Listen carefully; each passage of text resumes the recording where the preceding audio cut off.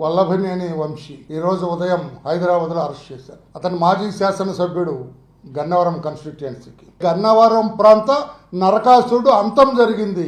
ఇది దీపావళి జరుపుకుంటాం మేము.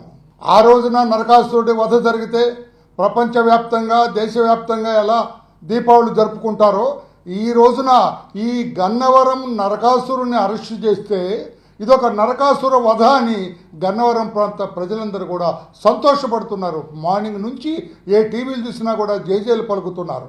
ఏమండి, ఆయన ఎవరో మాట్లాడతారు. అమాయకుడిని అరెస్ట్ చేశారు. గన్నవరం వల్లభనేని వంశీ అమాయకుడు అండి. ఆంధ్రప్రదేశ్ రాష్ట్రంలో ఎవరైనా అంటారండి ఎటువంటి is a criminal, is an organised criminal. Vallabhaneni Vamsi అనే అతను ఆర్గనైజ్డ్ క్రిమినల్. అతను నేను పోలీసు భాషలో చెబుతున్నా, ఏ సైలెంట్ కిల్లర్.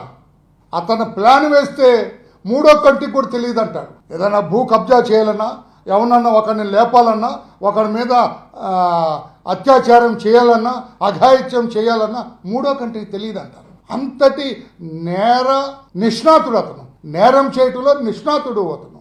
పార్టీ కార్యాలయం తగలబెట్టారు. నేను కూడా నెక్స్ట్ డే వెళ్ళాను. అక్కడ తగలబెట్టి మా వాళ్ళందరినీ కొట్టి మా వాళ్ళందరినీ అక్కడి నుంచి తరిమేసి మరలా మా వాళ్ళ మీదకే కేసు పెట్టిన ఘనాపాటి. అందుకన్నారు ఆర్గనైజ్డ్ క్రిమినల్. నేరం పట్టిసీమ మట్టంతా కొట్టేసిన వాడు. పట్టిసీమ మట్టేసి అప్పడంగా మింగేశాడు. కంసుడు లాంటి వాడు. ఎక్కడ తిని ఎక్కడ పెరిగి అక్కడికి వెళ్ళి ఇష్టం వచ్చినట్టుగా వ్యవహరించాడు.